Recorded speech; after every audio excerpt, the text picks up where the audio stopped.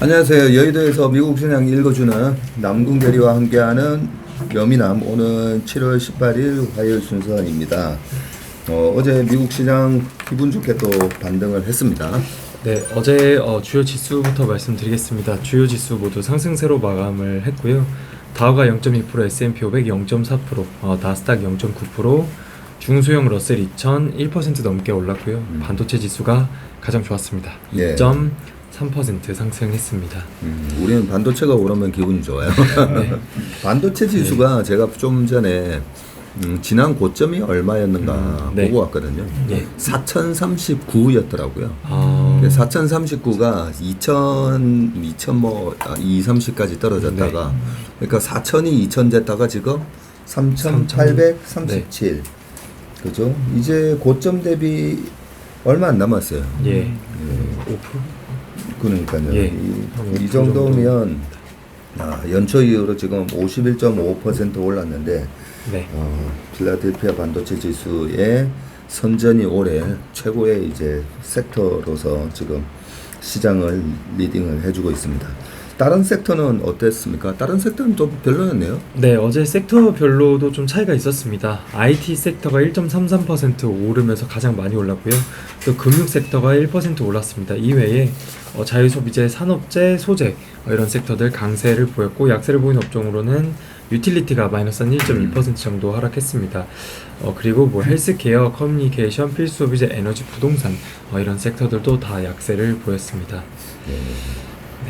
그리고 어제 종목들 빅테크 쪽 먼저 보시면은 구글이랑 아마존은 좀 약세로 마감을 했고요. 각각 0.6%, 0.8% 하락을 했습니다. 어제 테슬라가 3.2% 정도 상승을 했는데, 또 주말 동안 사이버트럭 첫 생산 소식 이런 것들 있었었거든요. 그리고 그런 소식이 있으면서 어제 3% 넘게 상승을 했고, 뭐 애플, 넷플릭스 1% 넘게 올랐고요. 엔비디아가 또 어제 2.2% 정도 상승세를 보였습니다.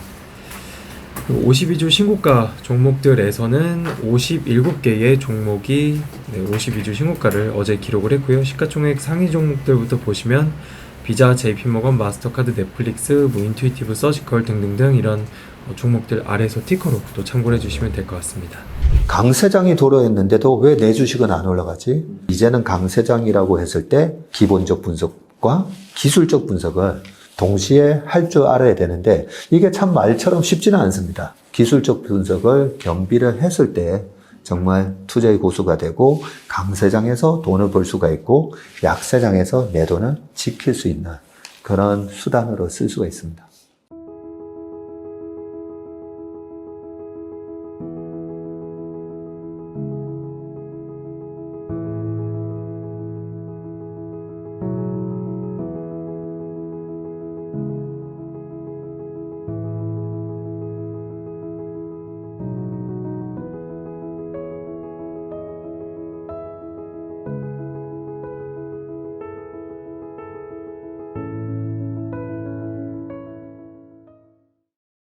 네, 52주 신고가도 많이 나오고 있고, 빅테크 주식들도 계속 신고가 갱신하는 종목들 나오고, 그때 사이버트럭 주문이 16,000대인가 뭐 되게 많이 밀려 있었다 그러죠. 예, 150만. 네, 150만. 150만 대? 현대가 아니고. 네. 이야, 참. 올해 2,000대 생산. 올해 목표, 2,000대 네, 생각. 올해 2,000대. 근데 네. 주문 들어와 있는 게 150만 대고, 작년 한 해 테슬라가 130만 대 생산했는데, 그때 우리가 그거 공부하면서 그죠? 옛날에 모델 X 주문 받았을 때, 2016년 뭐 그때 했었는데, 그때도 뭐 우리나라 연예인들부터 해서 많이들 예약 주문했던 걸로 기억나는데, 이 정도면 그럼 뭐 사이버 트럭의 뭐 성공도 거의 뭐 된다고 봐야 되니까 그죠? 예. 예, 그러면서 테슬라가 290불 또 돌파를 하고 있습니다. 어제는 국채가 금리가 빠졌네요. 네, 어제 10년물이 3bp 정도 빠지면서 3.81%, 2년물은 2bp 빠지면서 4.74% 됐습니다. 달러인덱스가 99.9로 내려왔습니다. 다시 100이 깨졌네요. 그렇습니다. 100이 깨졌고요. 유가 같은 경우는 어제 한 1.7% 하락하면서 배럴당 74.2달러, 기록을 하고 있고 천연가스도 1% 빠지면서 2.5 기록하고 있습니다. 비트코인도 여전히 3만 불 위에서 거래가 되고 있는 모습입니다. 예.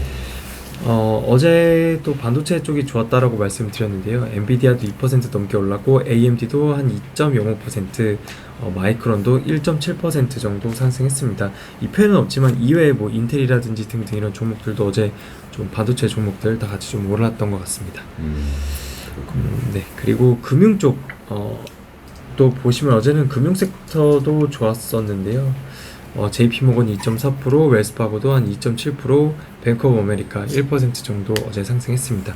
뱅크 오브 아메리카는 오늘 장 전에 실적 발표 예정되어 있습니다. 아, 오늘 밤. 네, 오늘 밤 장 전입니다. 전에요? 네. 지금 은행주들의 실적이 뭐 나쁘지 않죠. 예, 네, 무난하게 그렇습니다. 나왔습니다. 네. 무난하게 나왔고 시티그룹만 어제 말씀드렸듯이 탑라인이 좀 줄어드는 가운데 크레딧 코스트가 좀 많이 발생을 해가지고 그쪽만 조금 부진하게 나왔고요. 다른 대학은행주들 괜찮게 네. 나왔습니다.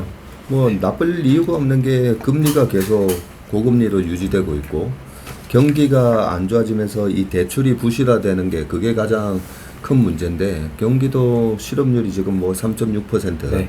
뭐 아주 경기도 좋은 상황에서 대출에 대한 부실화도 없고 님도 좋은 상황에서 거기다가 지방은행 등등해서 작은 은행으로부터 돈이 또 네. 큰 대형은행으로 옮겨가면서 자산이 증가하는 그런 효과까지 있었기 네. 때문에 뭐 나쁠 이유가 없었던 것 같습니다.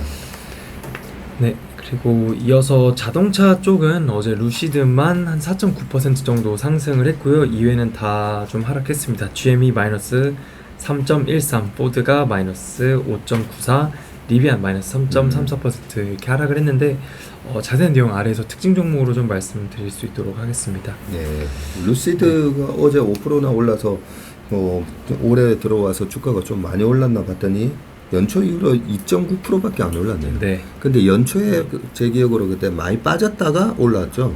그때 한번 하루 만에 한 80% 올랐었던 적이 있었거든요. 네. 네, 그 연초에 뭐 전기차, 중국 올랐습니다. 전기차들도 또 안 좋았다가 그 네. 이후에 빠르게 이제 회복하는 그런 모습 보이면서 리비안도 연초 이후로 그래도 30% 수익은 나오고 있는데 이럴 때 역시나 1등만 해라라는 얘기를 제가 몇 번 말씀드렸는데 테슬라는 연초 이후 지금 135% 예. 그래 올라 있는 상황입니다. 네, 그리고 다음으로는 어제 에드 야디니 이분이 S&P 500 지수가 향후에 18개월 안에 히스토리컬 하이 찍을 수 있다. 상단으로 5,400 그리고 레인지를 4,800에서 5,400 제시했습니다. 네. 2040년 말까지 강세가 이어질 것이다. 경제가 둔화를 지나서 회복하는 구간 롤링 리커버리에 있다라고 하면서 경기는 연착륙할 것이다라고 전망을 했습니다. 그래서 이분이 약간 항상 좀 불리시한 분이고요. 원래 그래요? 예, 약간 불리시한 분이고 이번에도 가장 세게 보고 있습니다.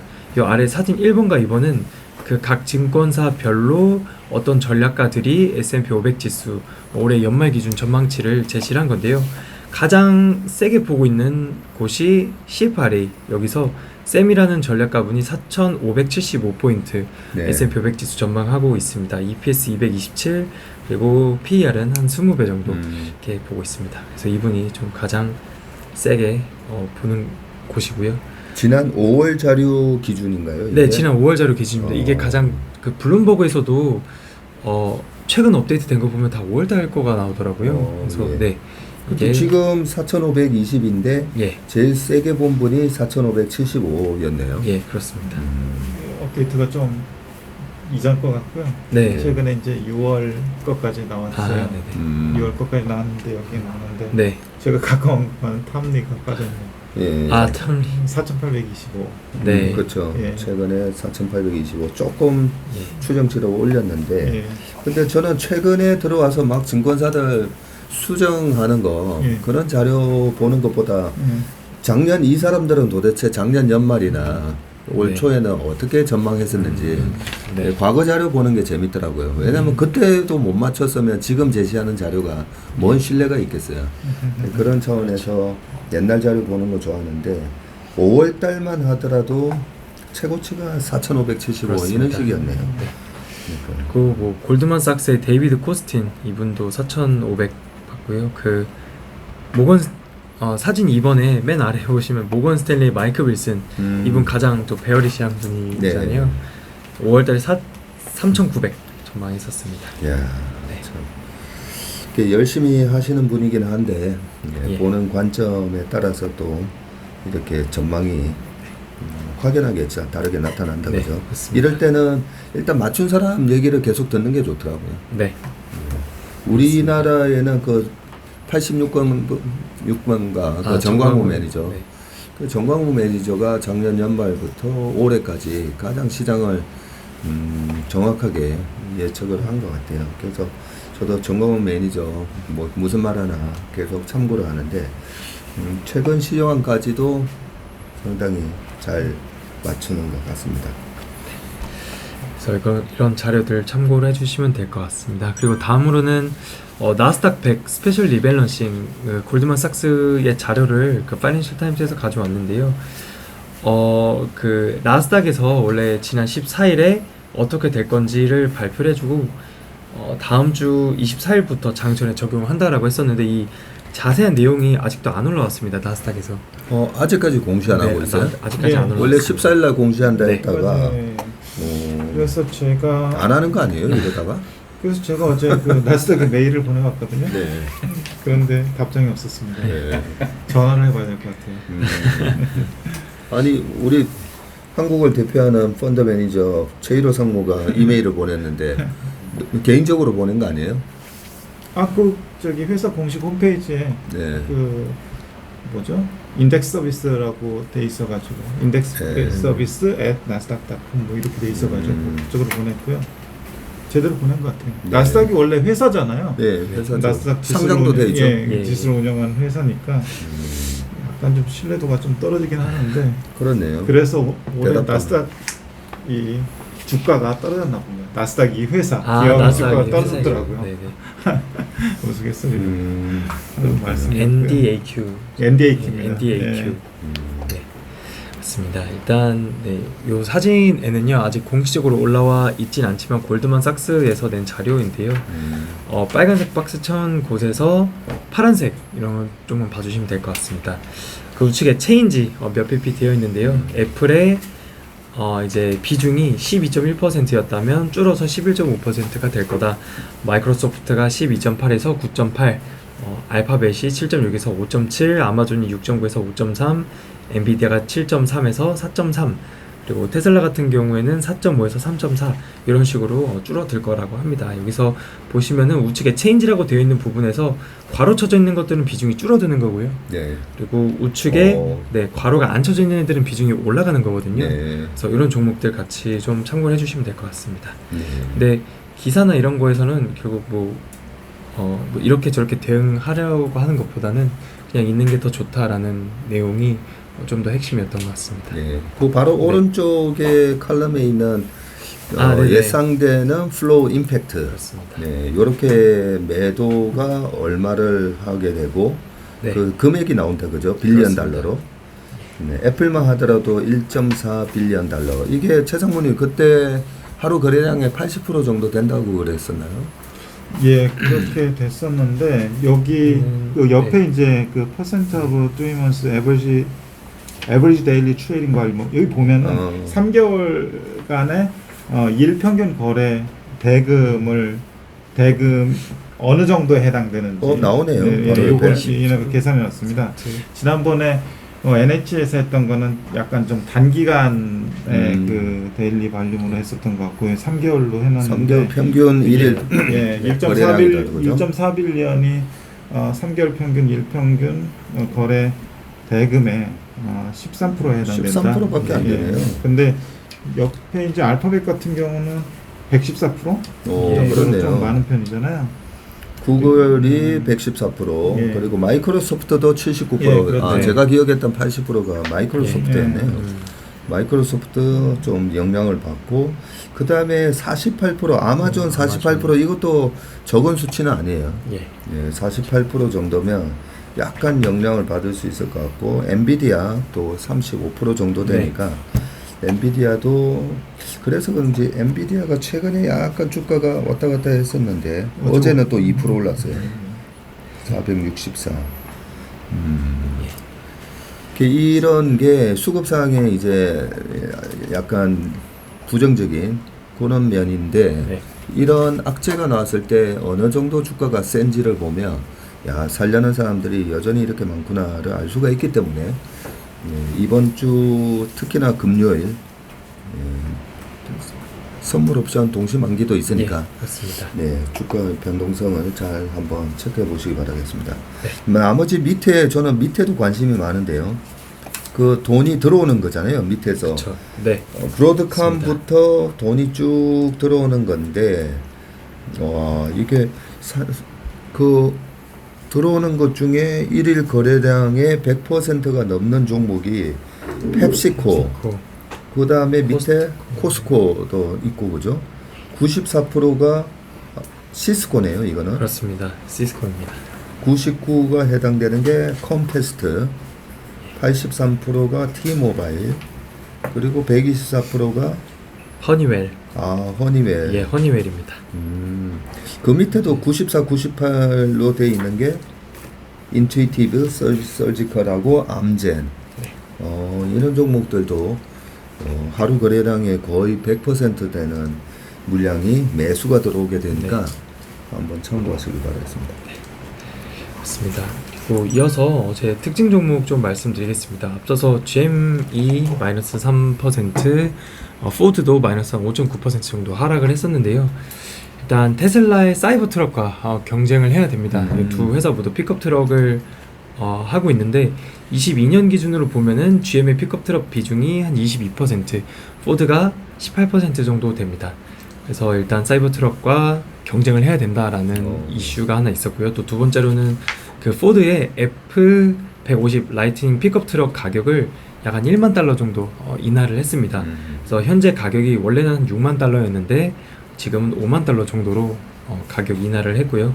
또 애플 라이트닝의 가장 비싼 이 플래티넘 트림이 있더라고요. 이게 92,000불 정도 인하가 된 가격입니다. 그래서 지금 가격이 이렇게까지 내려오고 있다라고 합니다. 이게 전기 트럭인가요? 네, 그렇습니다. 네. 그렇고요. 일단 차 판매 대수 자체가 약간 좀 저조했었던 것 같습니다. 2분기에 판매 대수가 4,466대 팔렸는데 또 2월에 화재가 나면서 5주간 생산이 중단되기도 했었다고 합니다. 올 초에. 그래서 뭐 이런 화재 문제도 있었고 일단 차 가격도 가장 비싼 건 92,000달러잖아요. 그래서 비싼 것도 있고 차 자체가 뭐 그렇게 많이 팔리지는 않는 것 같습니다. 일론 머스크가 트위터를 하나 날렸는데 볼드체로 된 거 보시면은 그러니까 포드 라이트닝 차는 뭐 좋은 차인데 좀 비싸다. 이런 그 트위터를 또 제 바로 썼더라고요. 가격이나 기사를 태그하면서요. 그래서 그런 이슈들이 있었고 최근과 같은 이런 고금리 상황에서는 네, 더더욱이나 이렇게 좀 비싸다는 얘기를 그렇습니다. 했네요. 이걸 보니까 픽업 트럭의 비중이 GM이 22, 포드가 18%, 이 두 회사가 40%나 차지를 하는데 약간 저는 모토로라 같은 느낌이 확 드네요. 모토로라가 미국에서 한창 잘 팔다가 애플이 나오면서 그냥 한 2년 만에 그냥 죽어버렸는데 포드 특히나 미국 사람들이 이 픽업 트럭 되게 좋아하거든요. 이 포드랑 GM이 앞날이 어떻게 될지 좀 걱정됩니다. 너네 좀 걱정된다라는 얘기를 앨런 머스크가 슬쩍 한 거네요. 그렇습니다. 위해 주는 척 하면서 좋은 차인데 비싸. 그렇습니다. 네, 그리고 다음으로는 어제 통신주들 일제히 좀 급락을 했습니다. T는 AT&T인데요. 마이너스 6.7% 하락했고 버라이전 마이너스 7.5%, 그리고 TDS, FIBR 등등 다 통신주입니다. 어제 뭐 크게는 마이너스 15.8% 하락을 하기도 했는데 한 가지 이슈가 좀 있었던 것 같습니다. CT의 마이클 애널리스트가 AT&T 투자 의견을 바이에서 뉴트럴로 중립으로 하향 조정하고요. 목표가를 22달러에서 16달러로 하향 조정했습니다. 어. 어제 AT&T 전일 종가가 13.5달러인데 예. 네, 여기서 목표가도 하향 조정했습니다. 아니 이것만 가지고 이렇게 떨어질 것 같지는 않은데요. 네, 그래서 이제 환경보호청이 있는데요. 여기서 조사 당국에 조사가 있을 것이다. AT&T의 광대한 구리, 납땜 등의 케이블 그 네트워크가 환경 관련해서 문제가 될 수 있다라고 합니다.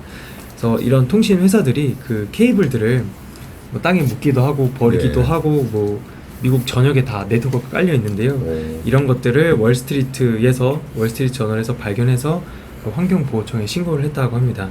그래서 이런 케이블에서 기준치 이상의 납 성분이 발견되기도 했다. 뭐 이런 문제들 때문에 네, 환경 그 보호청 이쪽에서 조사가 있을 것이다라는 기사가 나오면서 어제 이 통신주들 일제히 급락을 했습니다. 그 영향에 어제 커뮤니케이션 섹터도 약세를 보였거든요. 커뮤니케이션 섹터가 마이너스 한 0.65% 하락했습니다.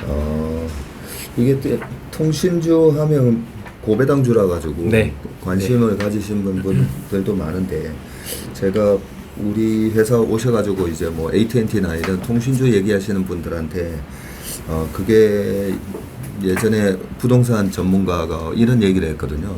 상가 잘못 사면 상가에서 매달 200만 원씩 받다가 그다음에 1년에 2,400이잖아요. 받는데 나중에 한 5년 10년 지나고 보면 내 상가의 가치가 1억에서 한 5천까지 떨어져서 그 상가에서 받던 돈이 내 돈이었구나. 그런 식으로 얘기를 하신 적이 있는데 통신주가 저는 이 통신에 대한 이 패러다임이 우리가 커뮤니케이션하는 네. 패러다임이 지금 바뀌었잖아요. 그렇습니다. 뭐 카톡으로도 하고 여러 가지로 하면서 그런 상황에서 근데 왜 떨어졌는지 이해가 되네요. 이 최근에 펀드들 ESG 점수를 가지고 투자하는 펀드들이 많은데 ESG 점수가 낮아지면 그러면 또 그만큼 펀드에서 비중을 낮춰야 되는데 이 환경 문제가 발생했다는 거죠. 네. 통신주는 환경하고는 전혀 상관없는 그런 업종이라고 생각했다가 이 통신주들이 버린 구리하고 납땜 등의 이 케이블이 환경 문제가 될 수 있다. 요 얘기를 보면 ESG 펀드를 운영하는 펀드 매니저 입장에서는 무조건 다른 데가 날리기 전에 날려야 되겠다 이런 생각이 들었을 것 같네요. 근데 애널리스트 이분은 이때까지 이런 기업들을 바이를 유지하고 있었다는 게 그게 좀 그렇네요. AT&T 주가가 30년 만에 최저치. 30년 최저치 갔어요? 네, 그렇습니다. 참 안타깝습니다. 네, 그리고 다음으로는 그 마이크로소프트랑 액티비전 블리자드, 뭐 소니 이런 이슈가 있었습니다. 어제 액티비전 블리자드 ATVI가 3.5% 정도 상승했었거든요. 그래서 최근에 인수 관련해서 규제 당국 심사를 받고 있고요. 그래서 마이크로소프트는 액티비전 블리자드 인수 이후에도 그 콜 오브 듀티라는 게임이 액티비전 블리자드 게임인데요. 이 게임을 소니의 플레이스테이션에서도 계속 할 수 있도록 하겠다라고 얘기를 했습니다. 예, 그게 네, 콜 오브 듀티가 세계에서 가장 많이 팔린 비디오 게임이라고 하고요. 네. 마이크로소프트의 이 게임 책임자 필 스펜서 이분이 엑스박스가 독점하지 않을 것이다. 더 많은 소비자가 다양한 플랫폼에서 이용할 수 있도록 하는데 집중을 할 것이다. 그러면서 약간 그 규제 당국의 이런 독점 우려를 좀 해소시켜준 것 같습니다. 네, 마이크로소프트는 엑스박스가 있고 소니는 이제 플레이스테이션이 플레이스테이션인데 있습니다. 마이크로소프트가 인수를 하게 되면 액티비전 이 블리자드 게임을 그 플레이스테이션에서 못 할 수도 있는 거 아니냐라고 하면서 그 인수의 반독점 이런 것들에 문제가 그래서 있었거든요. 그렇군요. 네. 네. 그래서 어제 이런 이슈가 나오면서 좀 규제 우려를 해소한 것 같습니다.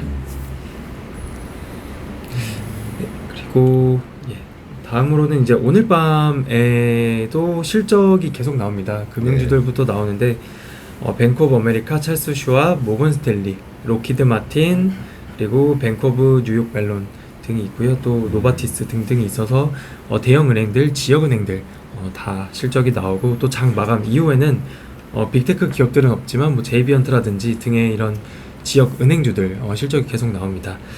그래서 뭐 올해 초 3월달쯤에 뭐 은행 파산 사태 등등 있었는데 이후에 네, 실적들이 어떻게 나오는지 또 찰스 슈왑도 지난 분기 때 약간 이슈들이 있었잖아요. 네. 약간 우려가 있었는데 이번 실적은 어떤지 좀 보시면 좋을 것 같습니다. 그렇네요. 지난 분기에 실적 우려 때문에 많이 빠져가지고 마이너스 한 30%?